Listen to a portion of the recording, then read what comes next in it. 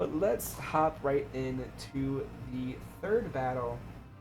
The first team leader of this battle number 3 of week 3 is the Nomad's Gambit, led by Nomad Ronan, playing for the Ronald McDonald House, currently in last place, 16th place at 0-2, looking to get their first win of this season, after unfortunately being 6-0 swept in week 1 by this guy over here that I'm talking with. Oh yeah. The two Mons, or only one Mon has the two knockouts of this team. That is my boy Blaziken at 2-1. The King Gambit being the other OU Pokemon, having no knockouts and being bonked in the face by two power up punches.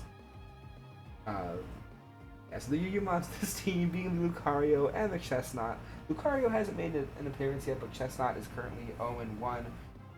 Arguments of this team with the Alolan Sandslash at 0-2, the Paldean Tauros Blaze Breed, the longest Pokemon name I'm sure, It really is. 0-1, and then the Samurott as well being 0-1. The Enumon of this team being the newly traded Magneton at 0-1, Actor at 0-1, Kingler at 0-2, and the PU-Mons being the Lycanroc Midnights, another one of my boys. Hasn't shown up yet. The Golem hasn't shown up either. Honchkrow being at 0-1, and the Frogadier, which I'm kind of surprised Frogadier hasn't shown up yet. Especially with that Eviolite. Yeah, Or not even a even Scarf. Eviolite. If you just, it's really fast. So you can choice Specs, you can choice Scarf, and just do so much damage with that Frogadier. Exactly. What are your thoughts on this team? At the start of it, as you can see, there is quite a lot of fighting types here. Mm-hmm. When I fought Nomad's Gambit, week 1, he led with King Gambit, which was interesting, especially since I had the ability Supreme Overlord, which is, a really good late game sweeper. But I'm hoping to see that King Gambit come out and sweep the floor here at the end. I will say that he has been playing better since that week 1. Yeah, definitely. Last week, week 2, he definitely made an improvement. He didn't knock out too many Pokemon, but he did play a lot better than he did week 1. I'm kind of looking forward to seeing more improvement from this team. I do kind of feel bad. He did ask me for help, but I was just not okay this week, so I wasn't really able to help too many people. But yeah, I will be looking forward to helping this team hopefully improve a little bit more as the weeks go on, and just get more experience too. Like the best way to improve is learning from your mistakes and getting that experience. And I think that's definitely something that he's been doing, is kind of learning from the mistakes he had making, and definitely getting better for sure. Definitely. Their opponents this week, the Sylphic Sylveon, one of my favorite teams, led by Susumi, So cool. playing for the American Cancer Society, currently right in the middle, 7th place at 1-1. Do you want to go over the team sheet? Yes. So the Hisuian Typhlosion sitting at 2-1, and the Hisuian Samurott sitting at 3-2. The Hisuian Samurott is been a beast so far, especially with that. What is it? The move that it has. The Ceaseless Edge, setting up that spikes. Yes. Oh yes. I was able to prepare for that in my battle against Suzu as well. And then let's see here. Sitting at UU, we have Tinkaton at 3-2, and Flamigo at 0-0. That Flamigo, it can be scary, especially with how quick it is with that close combat, and I think it's Aerial Ace that you would run on it. Even a Brave Bird Roost situation can be really Yeah. good too, because Flamigo just has really not really high attack, but it does have a decently high attack stat. Yeah, and that Tinkaton with that Gigaton Hammer, tons of damage. That one of the highest, one of the highest. Not, I think it's the highest non-legendary exclusive move. I think so, yeah. So for RU, we have the one and only Sylveon at 0-0, Auroras at 0-0 as well, and Pangoro sitting at 0-1. I want to see. I wonder what's going to happen with the Auroras. I want to see the Auroras come out being that rock and ice type. Yeah. I think it's a really good snow setter and an Aurora Veil setter. Yeah. It's like it's just really defensive, and it does have a lot of weaknesses. It does have the quad weakness to um, fighting and steel, but it's also just a really good Pokemon in general. Yeah. And then coming up next for the NU, we have Escavalier at 0-0, Golurk at 0-0, and Alolan Executor at 1-1.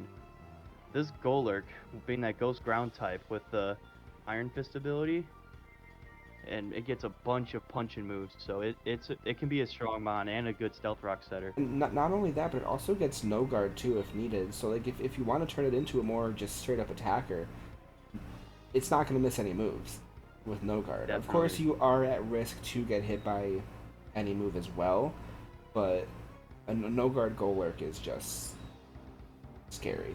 Yeah, dynamic punch, exactly.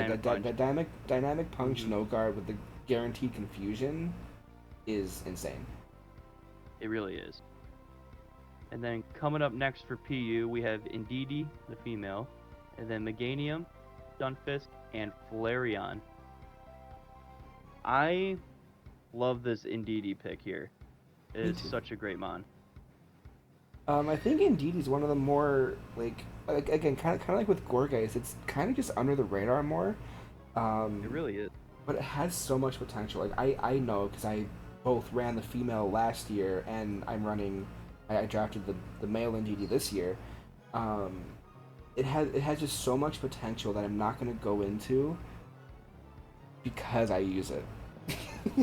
Yeah. Let's go and look at the starting lineups of these two. Okay. Why the screen was black for a second, but we see the Nomad's Gambit with my boy Blaziken. We see Chestnut coming back, Paldean Tauros, 3 fighting types though against yeah, that's very the first thing I see right here. A little bit scary. You have these Samurats coming back, and the Lycanroc making its first appearance. My boy Lycanroc, I love Lycanroc. And the Honchkrow coming back. Hopefully he ran Honchkrow better this time around. Hope he went either Moxie or Super Luck, as opposed to what Insomnia was his other ability. And we see the 2 Hisuian OU mods from this team not leading, but showing up here on the lineup. Words. We see the Golurk. 2 ghost types though again. Maybe not the best, but I mean they're 2 completely different Pokemon with their uses, so I mean it's probably good to have these 2 types. You see the Flamigo making its first ever appearance, which I'm excited to see. The Sylveon too, I think, is making its first appearance. The namesake Pokemon of this team showing up for the first time. I'm excited. I love Sylveon. And the Indeedee, of course, I love Indeedee. I love all these Pokemon here, to be honest. All for different reasons, of course, Sylveon. But you do see Blaziken. I did notice that last week the Blaziken was more as a switch-in Pokemon instead of just like a hard like a replacement for a Pokemon that falls. That makes sense. I don't know a word for it, but instead of like a pivot, like using it as like almost as a pivot. He's playing the Blaziken as a pivot, which it should be, at least if you want to run it the way I ran it. It should be a Pokemon that replaces a fallen Pokemon with the potential. Again, I still want to see what this Paldean Tauros can do, because I don't know too much about Gen 9 Pokemon. I do need to do my research, because Flamigo and Paldean Tauros, these 2 Pokemon I don't really know too much about. So I'm kind of excited to see their potential and what they can end up doing. Yeah, let's hop into the battle. You see, starting Pokemon of the Nomad's Gambit being the Honchkrow, with the Sylphic leading with the Hisuian Samurott. Hisuian Samurott immediately switches into the Sylveon, and the immediate swapping from the Honchkrow into the Chestnut. With a Hyper Voice, Pixelate Hyper Voice, nearly knocking this Chestnut down in 1 hit. And the crit Sludge Bomb, not doing too much. Sylveon does poison though. It's going to start getting a little bit of chip damage, even with the leftovers recovery. Swap it into Here the comes Blaziken. Blaziken. Another pivot. The Hyper Voice doing a lot of damage because it is neutral because of the firefighting typing. Sylveon swaps out into the Hisuian Samurott. Blaziken going for a close combat. Super effective it's hit, but it sashed. does survive from the Focus Sash. And the speed boost, of course, boosting Blaziken's speed. Blaziken then immediately swaps out into the Samurott. That's a switch. The Samurott boys taking it off. Samurott v Samurott. The Hisuian Samurott switches Here comes into Flamigo. the Flamigo. Take an Ice Beam and get one Ice shot Beam. by the Ice Beam. The predicted hit into that Flamigo. Psychic Surge then Psychic gets Surge, set we're up. gonna see Expanding Force. And the There it is. Expanding Force taking down the Samurott. Mon for a Mon. Honchkrow then swaps back in to replace it. And Didi, being terrified, swaps into Here the comes the Sylveon. Sylveon. And the Night Slash, of course, being resisted hit. Not getting the crit, so I don't know if it is a Super Luck Honchkrow. Honchkrow then swaps out into the Paldean Tauros. The Intimidate not going to do too much, though, because it's a special attacker. Hyper Voice doing 2/3 of the damage of this Paldean Tauros. Each getting leftovers recovered, but the Sylveon falls to the Sylveon earthquake. goes down due to an earthquake. Words are hard. They really are. Should The have made them Golurk, easier. right? Golurk then swaps, and the Honchkrow replaces the Paldean Tauros to predict There's that Earthquake. earthquake. Good prediction from Nomad's Gambit. Psychic Train falling now. And the Night Slash, a super effective Night hit, Slash. still not critting though. The Dynamic Punch There's the Dynamic landing, Punch. There it is. guaranteed land with a And no it's guard, confused. and the Confusion proc. And it gets hit in Confusion too, with the Poltergeist able to finish off this Honchkrow. Each team tied now at 4 Mons standing. Paldean Tauros then shows up, dropping the attack of the Golurk. And the Protect coming through from the Tauros to protect it from an Earthquake.